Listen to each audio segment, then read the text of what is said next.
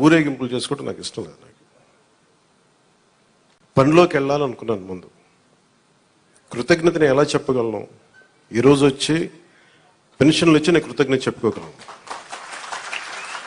ఎందుకంటే నేను ఒకటి పెట్టుకుంది ఏంటంటే, ఒక సభ పెట్టాలి అంటే చాలా శ్రమ అవసరం అవుతుంది. ఒకసారి పోలీస్ శాఖ నలిగిపోతూ ఉంటారు. చాలా వనరులు, మానవ వనరుల దగ్గర నుంచి అన్ని రకాల వనరులు చాలా అత్యవసరం అయితే తప్ప అది ముందుకు తీసుకెళ్ళకూడదని అనుకుంటాను. సో ముందుగా నేను ఒక భారీ సభ పెట్టో లేదంటే ఊరేగింపులు చేసుకొని ఇవన్నీ చేయడానికి ఇబ్బంది ఏం లేదు. కానీ చేస్తే చాలా విలువైన మీకోసం పనిచేసే సమయం పోతుంది. పైగా నేను తీసుకునేవి చాలా కీలకమైన శాఖలు: పంచాయతీరాజ్ శాఖ, అటవీ పర్యావరణ శాఖ, దాంతోపాటు పొల్యూషన్ ఉంటుంది, పొల్యూషన్ శాఖ, అలాగే సైన్స్ అండ్ టెక్నాలజీ. పంచాయతీరాజ్లో దాదాపు 3 చాలా కీలకమైన విభాగాలు ఉంటాయి. వాటన్నిటిని చదవడానికి, అవగాహన చేసుకోవడానికి చాలా సమయం పడుతుంది. ఆ పరిపాలన అంటే ఆ శాఖ తాలూకు పరిపాలన వ్యవస్థలో ఉంటుంది, అడ్మినిస్ట్రేటివ్ డిఫికల్టీస్ ఏముంటాయని. సో ఇవన్నీ అర్థం చేసుకోవడానికి నేను ఈ సమయం తీసుకున్నాను.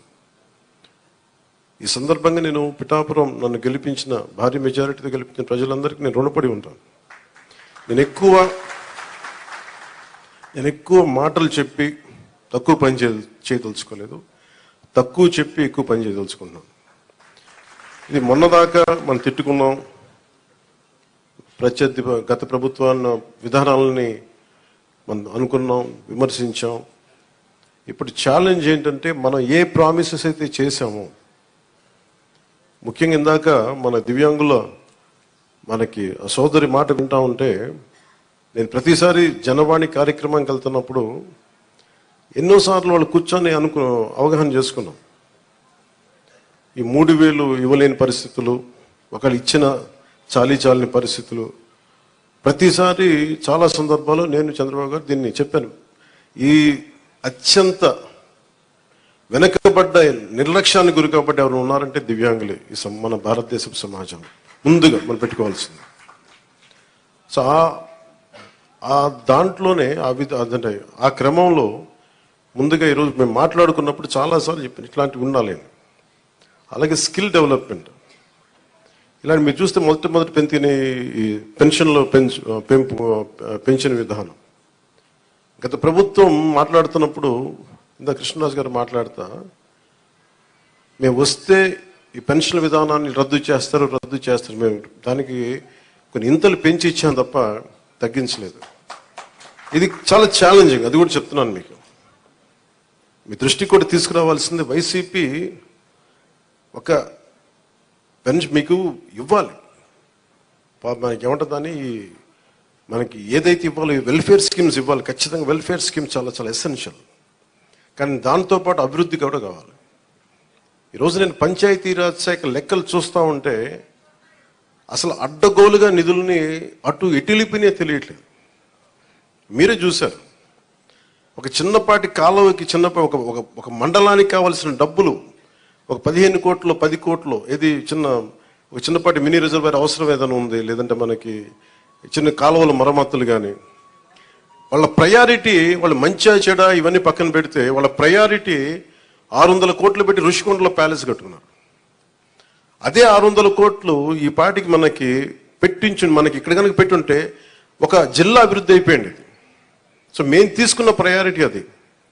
హంగులకి ఆర్భాటాలకి కాకుండా, నేను ఈరోజున పంచాయతీరాజ్ వ్యవస్థ నేను నడిపే వ్యక్తిగా చెప్తున్నాను మీకు, ఇందులో నా సైడ్ నుంచి కరప్షన్ ఉండదు, నేను మీకు మాటిస్తున్నాను. పర్యావరణ శాఖ సంబంధించి దాన్ని బలోపేతం చేస్తాం. అకౌంటబిలిటీ, ఎన్విరాన్మెంటల్ ఆడిట్ పట్టుకొస్తున్నాం. ఏ కాలుష్యం ఎందుకుంది, దానికి పారిశ్రామికవేత్తలు ఏం చేస్తారు, ఇబ్బంది పెట్టి భయపెట్టేది కాదు, కానీ వారి బాధ్యత కూడా గుర్తించేలా దానికి ఒక బలమైన ప్రయత్నం చేస్తాం. అలాగే పంచాయతీరాజ్ శాఖలు చూస్తే జల్ జీవన్ మిషన్, ప్రతి ఇంటికి రక్షిత మంచినీరు. మన పిఠాపురం సమస్య కాకుండా మనం కూర్చోబెట్టి ఈ మధ్యన ఈ కొల్లేరు కైకలూరు నియోజకవర్గం గురించి చూస్తే 80% అన్ని చేపల చెరువులు ఉన్నాయి, తాగడానికి నీళ్లు లేవు. గోదావరి పారుతూ ఉంది, మన గోదావరి జిల్లాలో గోదావరి నది పారుతూ ఉంది, కానీ తాగడానికి ఇబ్బంది పడిపోతా ఉన్నాం. మన పిఠాపురం చూస్తే వెళ్తే ఎక్కడ చూసినా ఉప్పాడ, మనకి కొత్తపల్లి ఉప్పాడ ప్రాంతం, మిగతా ప్రాంతాలకు వెళ్తే తాగడానికి మనకు నీళ్ళు లేవు. కేంద్రం నుంచి ఎన్ని నిధులు ఉన్నాయంటే జల జీవన్ మిషన్కి అసలు నిధులకి కొరత లేదు, మనం అడగాలి తప్ప. ఎందుకు చేయలేకపోయారు అంటే దానికి అర్థం కాలేదు నాకు. పంచాయతీరాజ్ అధికారులు చెప్పింది కేంద్ర జల జీవన్ మిషన్కి ప్రతి ఇంటికి రక్షిత మంచినీటికి మీరు డబ్బులు అడగాలే కానీ ఇస్తారు. ఒకసారి కొన్ని పథకాలు కేంద్రం ఇచ్చేది 70% ఉంటుంది, 90% ఉంటుంది. దీనికైతే చాలా మ్యాక్సిమం ఉంది. దీనికి నాకు ఎగ్జాక్ట్ ఫిగర్ గుర్తులేదు, 90, 70 అని. అంటే మ్యాచింగ్ గ్రాంట్ ఇవ్వలేని పరిస్థితిలో ఉంది.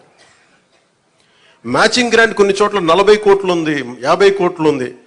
40, 50 కోట్లు 200, 300 కోట్లు చేస్తే మనకి కేంద్రం నుంచి 1000 కోట్లు వచ్చేస్తాయి. అంత మ్యాచింగ్ గ్రాంట్ కూడా ఇవ్వలేని పరిస్థితిలో మ్యాచింగ్ గ్రాంట్ ఇవ్వలేకపోయారు, కానీ ఋషికొండలో ఇల్లు కట్టుకున్నారు. బూడిదలో పోసిన పన్నీరు, అది బాధేస్తుంది. అంత విలాసవంతమైన భవనం, ఓకే, వాళ్ళు అనుకున్నట్టుగా నేను వాళ్ళ ఆ వాదనకి నేను సరే అంటున్నాను, ఓకే, మీరు అన్నట్టుగానే అది కూర్చోబెట్టి ఎవరైనా విఐపీస్ వస్తే ఉండటానికి అంత అవసరం ప్రస్తుతం. నాకే క్యాంప్ ఆఫీస్ ఇస్తే నన్ను అడుగుతా ఉన్నారు, ఏం చేయమంటారు మరమ్మతులు అంటే, ఏం చేయగలరు అలా ఉంచండి అన్నాను. కొత్త ఫర్నిచర్ నేను కొనకండి, నేను తెచ్చుకుంటాను అవసరం అయితే. అలాగే మన సెక్రటేరియట్ నుంచి స్టాఫ్ వచ్చారు, మీకు ఈ మధ్యన అసెంబ్లీకి వచ్చారు కదా, మీకు జీతం ఈ 3-4 రోజులు కలిపి మీకు 35,000 వస్తుంది మీకు అని సంతకాలు పెట్టే మనస్కరించలే. నేనేమనుకున్నాను, జీతం తీసుకొని పని చేద్దాం అనుకుంటే యాక్చువల్గా లోపలికి వెళ్ళి పంచాయతీ నిధులను చూస్తూ ఉంటే డబ్బులు లేవు. పంచాయతీ శాఖలు ఎన్ని వేల కోట్ల అప్పులు ఉన్నాయో తెలియట్లా. ఒక్కొక్క హెడ్ తవ్వే కొద్దీ, అంటే ఒక్కొక్క దానికి ఏ హెడ్ కింద ఎంత ఖర్చు అవసరం ఉంది తవ్వే కొద్దీ అసలు అనంతంగా లోపలికి వెళ్తానే ఉంది. మాకు ఒకటే అనిపించింది, ఇవన్నీ కరెక్ట్ చేయాలి. ఇవన్నీ ఇంత అప్పుల్లో మనకి పంచాయతీరాజ్ శాఖ ఉన్నప్పుడు నాలంటూ డబ్బులు తీసుకోవడం చాలా తప్పు అనిపించింది. అందుకని వాళ్ళు చెప్పి నేను జీతాన్ని వదిలేస్తున్నాను, నా జీతాలు ఏం వద్దు, కానీ నా దేశం కోసం, మా నేల కోసం పనిచేస్తున్నాను. ఎందుకంటే ఇది పరిస్థితుల్లో మేము ఇచ్చే పరిస్థితుల్లో ఉండాలి మనందరం. అలాగే ప్రతి గవర్నమెంట్ ఉద్యోగులకు సంబంధించి కానీ, పోలీస్ శాఖకు సంబంధించి కానీ, వాళ్ళు టీఏలు, డిఏలు, రిక్రూట్మెంట్, ఇవన్నీ చాలా కష్టసాధ్యమైన సమస్యలు. ఇవన్నీ చెయ్యాలి, యాక్చువల్ బాధ్యత ప్రభుత్వాలకి.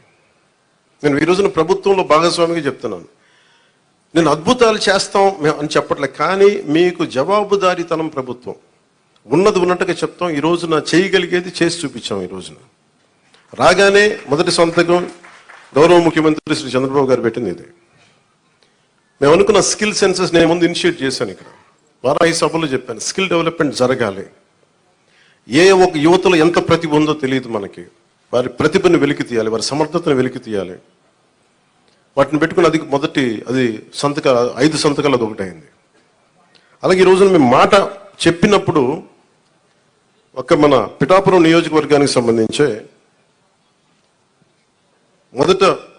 మొత్తం పెన్షన్స్ అందుకునే లబ్ధిదారులు 40,765 మంది. దీనికి సంబంధించిన డబ్బు రూపంలో మొత్తం 27,34,00,000. వృద్ధాప్య పెన్షన్లు అందుకునే వాళ్ళు దాదాపు 20,396, వితంతు పెన్షన్లు అందుకునే వాళ్ళు 9,970, దివ్యాంగులు పెన్షన్ తీసుకుని 4,819, మత్స్యకారులు 1,498, చేనేత కార్మికులకు సంబంధించిన 997, కల్లుగీత కార్మికులు 619, డప్పు కళాకారులు 230. ఇలా కాకుండా అలాగే ట్రాన్స్జెండర్స్ కానీ, ఇందాక మీరు మాట్లాడుతూ ఉన్నారమ్మా, దీని గురించి మీరు ప్రత్యేక మీకు మాట్లాడతాం మీ గురించి ప్లీజ్. కరెక్టే, ఇవన్నీ మీరు ఒక్కరోజు వినండి, మీరు ఆవేశపడకండి, కూర్చోండి, వినండి, దయచేసి వినాలి. మీరు జర్నలిస్టా, మీరు సంఘం నుంచి వచ్చారు? ఓకే, కూర్చోండి ప్లీజ్, కూర్చోండి. ముందు ఎక్కడో చోట ఒక అడుగు మొదలు పెట్టాం. తమరి పేరు మీ పేరు సార్? ఓకే, గోవిందరావు గారు. ఇది ఎక్కడో ఒక చోట మొదలు పెట్టాం, గుర్తుపెట్టుకోండి. ఇందాక కలెక్టర్ గారు కూడా అదే చెప్తున్నారు. ప్రతి ఆల్టర్నేట్ వీక్ నేను వచ్చి పిఠాపురం